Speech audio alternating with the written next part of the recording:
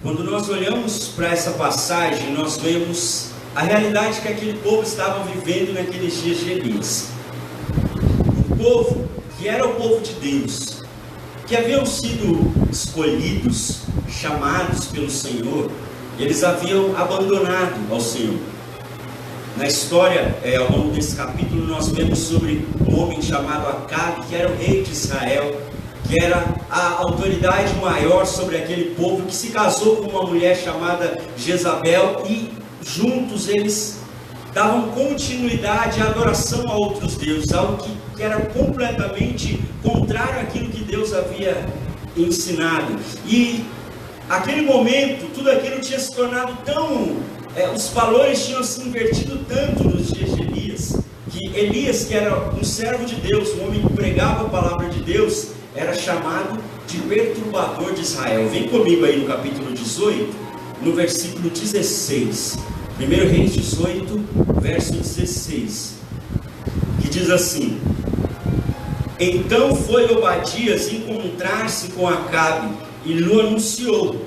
E foi Acabe ter com Elias. Vendo-o, disse-lhe: És tu, ó perturbador de Israel? Olha como aquele que era o servo de Deus, que pregava a palavra, estava sendo tratado. Respondeu Elias: Eu não tenho perturbado a Israel, mas tu e a casa do teu pai, porque deixastes os mandamentos do Senhor e seguistes aos Balaíns. Não é diferente nos nossos dias, quando nós, com os nossos posicionamentos corretos, incomodamos o mundo. Quando alguém manifesta a sua fé, parece que as pessoas começam a olhar torto. Se alguém numa rodinha de amigos disser que é fiel, que entrega dízimo, oferta, as pessoas vão se chocar com aquilo. Naquele grupo de amigos, aquele que não quiser ceder aos prazeres desse mundo, as pessoas vão olhar de uma maneira, tem alguma coisa errada com ele. Assim como nos dias de Elias, esses valores estavam invertidos, nos nossos dias isso acontece também, e nós precisamos enxergar nessa palavra. Eu estou falando isso para você, para que a gente consiga enxergar a fidelidade de Elias ao Senhor, e que Elias permaneceu fiel ao Senhor, mesmo em meio à infidelidade de todos à volta dele. Porque muitas vezes existe um pensamento de que porque alguém está fazendo errado, eu também posso fazer errado. Mas todo mundo abriu mão de Deus. E Elias, não foi porque todo mundo. A infidelidade do povo não influenciou Elias, ele permaneceu fiel, mesmo que todos à volta dele estivessem sendo infiéis. E nós precisamos enxergar isso, porque muitas vezes o diabo usa o erro de quem está do nosso lado para nos fazer desistir da fidelidade. Usa a situação que acontece de alguém que deixa a igreja para falar: então peraí, eu acho que não é tão assim mesmo, eu posso ir nesse mesmo caminho. E Elias provou isso. Se você viu comigo no verso 22, você vai ver que ele disse que ele era o único profeta. Ele fala no versículo 22: Só eu fiquei dos profetas de Israel. Quer dizer, de todos os profetas que serviram a Deus, só sobrou ele. Mas mesmo assim ele continua. Eu quero começar essa palavra dizendo para você, querido: permaneça fiel, independente da infidelidade de quem esteja ao seu redor. Permaneça fiel ao Senhor. Ainda ninguém mais quer saber de Deus. Eu vou continuar querendo saber de Deus. Eu vou continuar querendo servir a Deus. Eu vou continuar a minha caminhada, o meu ministério. Esse foi o pensamento de Elias. Esse precisa ser o nosso coração também. Amém? Existe um propósito de Deus sobre as nossas vidas, e quando nós nos deixamos influenciar pela infidelidade à nossa volta e desistimos, nós perdemos aquilo que Deus tem para nós. Sabe por que Elias viveu tanta coisa? Porque depois dessa passagem Elias viveu tanto milagre, porque ele permaneceu fiel. Talvez você esteja vivendo dias difíceis, dias onde talvez até a sua fé esteja sendo confrontada, questionada. Quero dizer para você, querido, permaneça Não desista, não olhe para quem não está permanecendo do seu lado, coloque os teus olhos no Senhor e permaneça fiel. Elias foi até o fim e viu o milagre de Deus na vida dele, o propósito de Deus se cumpriu sobre a vida daquele homem, e se você não desistir, se você não parar, vai ser assim sobre a tua vida também, em nome de Jesus, amém, amém, amém. Vem comigo no versículo 21, 1 Reis 18, 21. Diz assim: então Elias se chegou a todo o povo e disse: até quando cocheareis entre dois pensamentos? Se o Senhor é Deus, seguiu; se é Baal, seguiu. Querido, deixa eu dizer uma coisa para você: você não vai provar o agir de Deus na sua vida enquanto você estiver indeciso. Elias chamou todo o povo e falou: olha, você precisa tomar uma posição. Se vocês acham que o Senhor é Deus, então comece a se dedicar e servir a Deus de verdade. Se você acha que Baal é que é Deus, então decida com Baal, caminhe com ele, mas precisa haver uma tomada de posição. E nós estamos nesse ano de 2019, você pode ver nesse cartaz aí no fundo, o ano apostólico de Elias, o ano de viver o sobrenatural, e essa palavra nos fala sobre tomada de posições. Vem comigo mais um texto, segura aberto aí 1 Reis 18, e abre comigo Tiago no capítulo 1.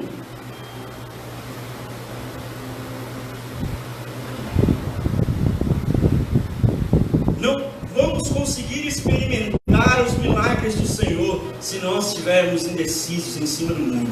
No Tiago capítulo 1, verso 6, Tiago 1:6, diz assim: peça, porém, com fé, em nada duvidando. Fala comigo, em nada duvidando. Pois o que duvida é semelhante à onda do mar, impelida e agitada pelo vento. Não suponha esse homem que alcançará do Senhor alguma coisa. Homem de ânimo dobre, inconstante em todos os teus caminhos. Olha o que a palavra de Deus nos diz: que aquele que é indeciso, aquele que o texto chama de ânimo dobre, hoje ele está decidido por Deus, amanhã ele já está na dúvida. Aquele que caminha na dúvida, o texto está dizendo, não, verso 7, não suponha esse homem que alcançará coisa alguma do Senhor. Isso é muito sério, querido. Se nós caminharmos na indecisão, como aquele povo de Israel estava vivendo, se Deus fizesse algo, eles serviam a Deus. Se Baal prometesse algo, eles corriam para o lado de Baal. Ele, assim como eles não provaram, e a história é uma sucessão depois de tantas coisas terríveis que aconteceu com aquela nação. Se nós também não tomarmos posição, não adianta eu estar cantando, adorando, fazendo orações, pedindo ao Senhor. O texto está dizendo, não suponha esse homem que vai receber alguma coisa do Senhor. Nós precisamos tomar uma posição. E eu quero dizer para você, Elias, ele nem se deu ao trabalho de alguma maneira evangelizar aquele povo. Era um povo que já conhecia, então ele falou, olha, você está decidido. Outros ficam do lado de Deus, ficam do lado de Baal, ponto. Mas eu quero dizer para você, querido, não existe caminho melhor do que nós seguirmos o caminho do Senhor. Amém. Pode parecer difícil, podem ter dificuldades, sim. Jesus disse que esse caminho seria um caminho estreito, não é um caminho fácil, não. Se fosse um caminho fácil, as igrejas viveriam lotadas, esbarrotadas de gente. Nós sabemos que essa não é a realidade, porque não é um caminho fácil, mas é o melhor caminho que nós podemos trilhar. E como diz o Salmo 37 no versículo 5, entrega o teu caminho ao Senhor, confia nele e o mais ele fará. Tira a dúvida do teu coração, tira a indecisão do teu coração, entrega completamente o teu caminho ao Senhor e Ele vai cuidar do teu futuro, querido. Essa palavra de viver o sobrenatural é a palavra que Deus tem para a sua vida, para esse ano de 2019, amém? Viver o sobrenatural, viver o que ninguém nunca acreditou, viver o que jamais alguém poderia imaginar. Deus já preparou para a tua vida e esse é o ano de você viver. saia de cima do muro, se entregue para o Senhor. Amém? Amém? E eu quero compartilhar com você nessa palavra 3 atitudes para nós vivermos o sobrenatural. A primeira delas, eu quero que você venha comigo no capítulo 18, no versículo 19. 1 Reis 18, verso 19. Eu falei para você ficar aí com o texto aberto para facilitar. 1 Reis 18, 19.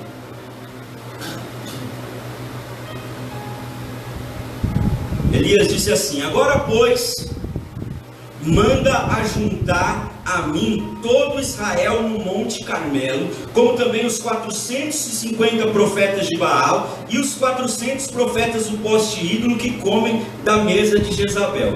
Não bastava Elias ser o único profeta que restou, agora ele decide confrontar todos os falsos profetas.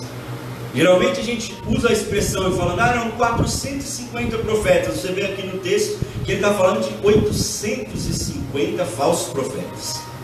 Eram os 450 que adoravam a Baal, e eram os outros 400 que adoravam a uma outra deusa, que participavam dessas celebrações com a Jezabel, conforme diz aqui no texto. Elias não estava confrontando meia dúzia de homens. Ele não estava confrontando 2, 3. Ele estava confrontando quase 1000 profetas. E a primeira atitude que nós vemos nesse homem, e que nós precisamos ter para viver o sobrenatural, fala assim comigo: eu preciso ser ousado no Senhor. Elias foi um homem ousado, e por isso ele experimentou o sobrenatural. Não foi os 450 profetas e mais os outros 400 que chamaram ele e quiseram confrontá-lo. Seria o mais lógico. Aqueles 850 incomodados com Elias, que estava falando contra eles, e confrontarem Elias. Não, foi Elias quem chamou. Elias que decidiu fazer o confronto. Falou: olha, manda, aqui está dizendo no versículo, manda juntar todo o povo e junta também os falsos profetas. Ele era um homem ousado. Querido, seja ousado. Se você quer viver o sobrenatural, seja ousado nos seus sonhos. Quantos de nós já não temos sonhos, não temos uma visão, uma expectativa de um futuro? E aí depois a gente não sabe por que não acontece, não vai para frente. Seja ousado nos seus sonhos. Eu já ouvi gente que falou assim: eu sonho qualquer coisinha, porque se vier alguma coisa a mais, aí eu já fiquei no lucro. Não, querido, sonhe alto. Sonhe que Deus vai fazer coisas grandes. Elias sonhou algo extremamente grande. Ele sonhou algo sobrenatural, pegar todos aqueles falsos profetas e confrontar aqueles homens e mostrar para toda aquela multidão que existia só um Senhor, que existia somente o Deus. E nós precisamos ser ousados na nossa oração. Quando alguém no seu trabalho vem conversar com você e contar uma situação que está vivendo, querido, seja ousado. Diácono Marcos, seja ousado para orar para aquela pessoa. Falar: olha, eu vou orar por você e Deus vai mudar essa situação na sua vida. Mas muitas vezes a gente não tem essa ousadia e por isso a gente não experimenta o sobrenatural. Quer viver o sobrenatural? Seja ousado, querido. Seja ousado nos seus posicionamentos com o Senhor. Ainda que o mundo fale: esse aí agora virou fanático, fizeram lavagem, não importa o que vão falar sobre você. Seja ousado nos seus posicionamentos com o Senhor. Amém? Amém? Lá em Hebreus capítulo 4, no versículo 16, olha o que o texto diz: acheguemo-nos, portanto, confiadamente, em algumas versões com ousadia, junto ao trono da graça, a fim de recebermos misericórdia e acharmos graça para socorro em ocasião oportuna. Nós precisamos ser ousados no Senhor. Aquilo que Elias viu acontecer, não tinha acontecido com ninguém. Se você voltar toda a história bíblica até Elias, você não vai ver uma situação em que alguém confrontou principados da maneira como ele confrontou e viu o fogo do céu descer. Não aconteceu em nenhum outro momento da história bíblica. Mas Elias era ousado no Senhor. Não importa se não aconteceu com ninguém, comigo vai acontecer. E eu vou lutar, eu vou investir, eu vou crer e eu vou viver esse sobrenatural. Seja ousado, querido. Naquilo que você está vivendo, na dificuldade que você está enfrentando, não enxergue somente sair dessa dificuldade. Enxergue que Deus tem uma história muito maior para você depois que esse deserto acabar. Seja ousado na tua fé. Amém? Amém? Vem comigo mais um texto. Segura aí 1 Reis 18 e abre comigo Deuteronômio no capítulo 31. Deuteronômio é o 5º livro da Bíblia, capítulo 31. No versículo 6 diz assim: sede fortes e corajosos, não temais, nem vos atemorizeis diante deles, porque o Senhor vosso Deus é quem vai convosco, não vos deixará, nem vos desamparará. Amém? Sabe o que Elias sabia? Ele sabia que ele com Deus, ele era a maioria. Ele não era um só, diante de 850. Ele com Deus, ele tinha quem ele precisava do lado dele, para que ele pudesse viver a vitória do Senhor sobre a vida dele, querido. E esse texto fala: seja forte, seja corajoso, não tema, o Senhor é quem vai adiante de você, o Senhor não vai te deixar, o Senhor não vai te desamparar, Ele vai honrar a tua fé nele. Por isso seja ousado em Deus. Amém? Amém? Volta comigo lá para 1 Reis 18.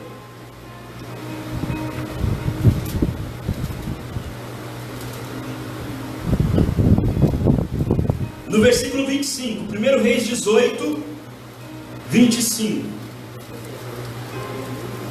Disse Elias aos profetas de Baal: escolhei para vós outros um dos novilhos, e preparai o primeiro, porque sois muitos, e invocai o nome do vosso Deus, e não lhe metais fogo. Tomaram um novilho que lhe fora dado, prepararam-no e invocaram o nome de Baal desde a manhã até pelo meio-dia, dizendo: ah, Baal, responde-nos. Porém não havia uma voz que respondesse, e manquejando se movimentavam ao redor do altar que tinham feito. Aqueles homens clamaram durante a manhã inteira, pedindo por uma resposta de Baal. Aí vem comigo no verso 27, olha a atitude de Elias. Ao meio-dia, Elias zombava deles, dizendo: clamai em altas vozes, porque ele é Deus. Pode ser que esteja meditando, atendendo alguma necessidade, ou de viagem, ou a dormir e despertará. Olha a ousadia daquele homem, de confrontar aqueles falsos profetas, sabendo que não ia haver resposta, porque ele sabia que existia apenas um Deus, e ele sabia que ele estava ao lado desse Deus, e por isso a resposta ia vir no momento em que ele clamasse. Por isso ele tinha ousadia, e nós precisamos ter essa mesma ousadia, essa mesma confiança. Amanhã, quando você levantar de manhã para enfrentar os desafios do seu dia, querido, o Senhor já vai ter ido à sua frente. Você não vai precisar temer, você não vai precisar chegar preocupado, talvez perder essa noite de sono com a preocupação de como será amanhã. Não, o Senhor já vai à sua frente, e você precisa confiar nisso e crer que Ele vai à sua frente. Amém? Amém? A segunda atitude, vem comigo aqui no versículo 30, 1 Reis 18, 30. Então Elias disse a todo o povo: chegai-vos a mim. E todo o povo se chegou a ele. E Elias restaurou o altar do Senhor, que estava em ruínas. Elias convocou todo o povo no Monte Carmelo. Monte Carmelo era um lugar onde já havia sido dedicado para adoração a Deus. Vários episódios na história bíblica até aqui aconteceram no Monte Carmelo. Mas devido ao povo ter abandonado o Senhor e buscar a outros deuses, aquele lugar que antes era um lugar de adoração a Deus, se tornou um lugar de adoração a outros deuses. Quantas áreas, quantas situações da nossa vida, um dia nós já entregamos para o Senhor, já consagramos, já declaramos que Ele reinava sobre elas, e hoje Ele não governa mais. Entregamos para o Senhor, mas em algum momento o inimigo roubou. E aquilo que era de Deus, hoje já não é mais governado por Deus. Elias sabia que para que o sobrenatural acontecesse naquele lugar, o altar que era do Senhor precisava ser restaurado. Aquilo que um dia havia sido dedicado ao Senhor, aquilo que um dia havia sido dado ao Senhor para ser dele, e que por erro, por engano de outros, foi usado para outras finalidades, precisava de novo ser restaurado e dedicado ao Senhor. Querido, existem altares na nossa vida que precisam ser restaurados novamente, que precisam ser reedificados novamente. Vem comigo aqui no versículo 31. O texto diz assim, 1 Reis 18, 31. Tomou 12 pedras, segundo o número das tribos dos filhos de Jacó. Quantas pedras ele pegou? 12 pedras, ao qual viera a palavra do Senhor dizendo: Israel será o teu nome. Com aquelas pedras edificou o altar em nome do Senhor. Depois fez um rego em redor do altar, tão grande como para semear 2 medidas de sementes. Ele pegou 12 pedras, cada pedra simbolizava uma das 12 tribos de Israel, e ele pegou com aquelas 12 pedras, ele restaurou o altar do Senhor. Ele estava pegando simbolicamente aquela pedra que representava cada tribo. Ele estava dizendo: Senhor, essas tribos abandonaram o Senhor, mas hoje eu estou consagrando elas de novo para o Senhor. Ele estava restaurando os princípios, aquilo que Deus já havia orientado, aquilo que Deus já havia ensinado para aquele povo. E quantas coisas, queridos, nós aprendemos com Deus, o Senhor já nos falou, mas hoje a gente não obedece mais. São princípios que precisam ser restaurados de novo, para que nós possamos experimentar o sobrenatural. Aqueles momentos de oração que você já teve com Deus, e nunca mais isso aconteceu. Aqueles momentos de oração, de entrega, que ficaram lá atrás, lá no passado, precisam ser resgatados de novo, precisam ser restaurados de novo. Esse altar precisa ser restaurado de novo, para que a gente possa viver o sobrenatural. O altar precisa ser restaurado, porque é no altar que o fogo de Deus desce. Aleluia. Abre comigo Apocalipse no capítulo 2, último livro da Bíblia, Apocalipse capítulo 2.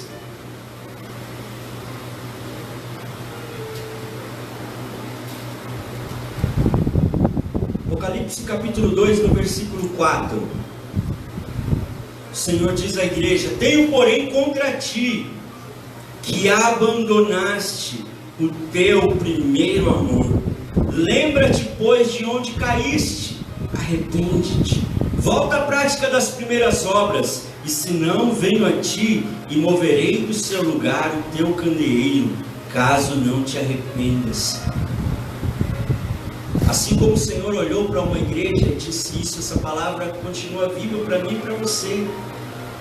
Nós precisamos voltar ao primeiro amor. Restaurar o altar é voltar ao primeiro amor, é voltar a ter aquela alegria. Não conseguia mais esperar aquela expectativa de chegar o dia de estar na casa de Deus para adorar o Senhor. Precisa restaurar essa alegria no coração, porque aí hoje a gente vem quando dá. Precisa restaurar essa alegria de novo, a alegria de estar na presença de Deus. Me lembro no início da minha conversão, que eu estava andando na rua, vi um carro com adesivo Jesus, meu coração até disparava. A gente precisa restaurar essas coisas, a gente precisa restaurar esse altar, querido. Precisa ver essa alegria, esse prazer de servir a Deus. Muitas vezes a gente vem com peso, precisa ter alegria de novo, como era no primeiro amor. A sentença que Deus trouxe para aquela igreja era uma só. Ele fala: vocês abandonaram o primeiro amor, é isso que eu tenho contra vocês. E vocês precisam ver aonde vocês caíram, voltar, se arrepender e consertar isso de novo. Sabe, existem tempos de Deus. Existem momentos em que Deus, Ele fala conosco. E naquele dia, naquele momento, Ele quer que aquele dia seja um divisor de águas na nossa vida. Como foi naquele dia de Elias. Porque naquele dia, os 850 profetas, falsos profetas que estavam ali, foram mortos. A adoração a Baal naquele dia, ela caiu de uma maneira terrível. Era um divisor de águas para a nação. Eu não estou falando para você sair daqui e debater com aquela pessoa que é de outra religião, que tem outra fé, e não precisa fazer nada disso, amém? Amém. Fala, dá uma cutucada na pessoa que está do seu lado e fala assim: não precisa fazer nada disso, tá bom? Só para garantir. Depois você fala: olha, o apóstolo falou que não precisa. A gente tem o ensino de Jesus hoje que disse amar ao próximo. Precisa amar, precisa saber respeitar a fé do outro, precisa saber. A gente vai orar para que seja salvo, para que conheça a verdade, mas acima de tudo nós vamos amar aquele que é diferente da gente, amém? Mas aquele dia foi um tempo para mudar a história daquele povo. E hoje Deus escolheu esse dia para mim e para você, querido, como um dia para marcar a nossa vida, para ser um divisor de águas, para a gente sair de cima do muro e tomar uma posição pelo Senhor, e de nós restaurarmos novamente o altar do Senhor, de você sair daqui para viver uma busca pelo Senhor todos os dias da tua vida. Porque o momento de você buscar a Deus não é só na igreja, não é quando a gente levanta as mãos, quando nós nos ajoelhamos aqui, não é só nesses momentos. Nós precisamos restaurar o altar do Senhor e buscá-lo no nosso dia a dia. E Elias, ele sabia que antes de qualquer oração, antes de qualquer clamor, de qualquer oferta que ele entregasse, primeiro ele precisava restaurar o altar. Porque não adiantava clamar com o altar destruído, não ia ter resposta. Não adiantava entregar uma oferta sobre um altar que estava destruído, não ia adiantar nada. Primeiro de tudo, precisava restaurar o altar. E aí, depois de restaurar o altar, é que ele entregou a oferta, é que ele clamou ao Senhor. Mas primeiro ele restaurou o altar. E hoje é dia de restaurar o altar. Hoje é dia de restaurar os nossos altares, de entregar de novo aquelas áreas que nós um dia entregamos para o Senhor governar, e falar: Senhor, eu te entrego novamente, é tua, controla a minha vida de novo. Amém? Amém? Volta comigo para o texto, 1 Reis 18, verso 36. Nós precisamos ser ousados no Senhor. Nós precisamos restaurar o altar do Senhor. E em terceiro lugar, fala assim comigo: eu preciso clamar, com fé. Vem comigo no verso 36. 1 Reis 18, 36. Diz assim: no devido tempo, para se apresentar a oferta de manjares, aproximou-se o profeta Elias e disse: ó Senhor, Deus de Abraão, de Isaque e de Israel, fique hoje sabendo que tu és Deus em Israel e eu sou teu servo, e que segundo a tua palavra fiz todas estas coisas. Responde-me, Senhor, responde-me, para que todo este povo saiba que tu, Senhor, és Deus, e que a ti fizeste retroceder o coração deles. Então caiu o fogo do Senhor e consumiu o holocausto e a lenha e as pedras e a terra, e ainda lambeu a água que estava no rego. O que vendo todo o povo caiu de rosto em terra e disse: o Senhor é Deus, o Senhor é Deus. Primeiro ele foi ousado de crer que algo desse tamanho poderia acontecer. Depois ele restaurou o altar. E aí então ele clamou a Deus, mas não foi qualquer clamor. Não foi aquela oração que muitas vezes você faz, sabe aquela oração? Você está orando, mas sua cabeça tem que estar lá na oração. Não foi qualquer clamor que Elias fez. Ele fez aquele clamor. Já viveu aquela experiência de você orar, e naquele momento que você está orando, você tem uma certeza absoluta de que Deus estava ouvindo você? Já aconteceu isso com você? O clamor de Elias, esse clamor com fé, foi esse clamor. Ele sabia que Deus estava com ele, que Deus iria respondê-lo.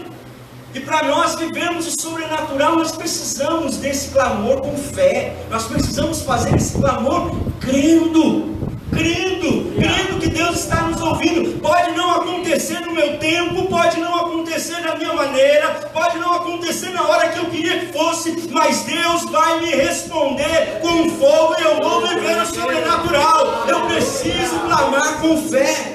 Clame com fé, querido. Clame pelo seu milagre com fé. Clame por aquilo que você precisa que Deus faça com fé. Não deixa a incredulidade entrar no seu coração. Creia, clame, Deus vai fazer. Ele vai visitar a minha vida. Ele está ouvindo a minha oração. Amém? Abre comigo Mateus no capítulo 7. Olha a promessa de Jesus. Mateus capítulo 7, no versículo 7.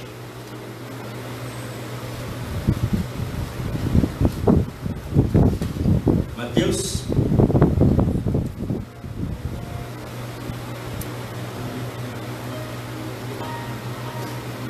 diz assim: pedi e dar-se-vos-á, buscai e achareis, batei e abrir-se-vos-á, pois todo o que pede recebe, o que busca encontra, a quem bate abrir-se-lhe-á. Você pode dizer um glória a Deus? Olha, a promessa de Jesus para nós é essa: peça e você vai receber, busque e você vai encontrar, bata e a porta vai ser aberta. Mas está faltando esse clamor com fé para nós experimentarmos o sobrenatural. Só que a realidade no reino de Deus, Jesus já falou: vai haver resposta para aquele que clamar, vai haver resposta para aquele que bater na porta, a porta vai abrir. Para aquele que pedir, o Senhor vai responder. Para aquele que está buscando, vai encontrar algo do Senhor. Querido, clame com fé, clame com fé. Elias foi ousado no Senhor. Elias restaurou o altar do Senhor e ele clamou sabendo que o clamor que traz o sobrenatural é aquele clamor com fé, com a fé de um filho que crê que o Pai ouve a sua oração. E nessa noite, esse mesmo Deus de Elias está aqui, querido, para ouvir a tua oração e para derramar fogo dos céus sobre as nossas vidas.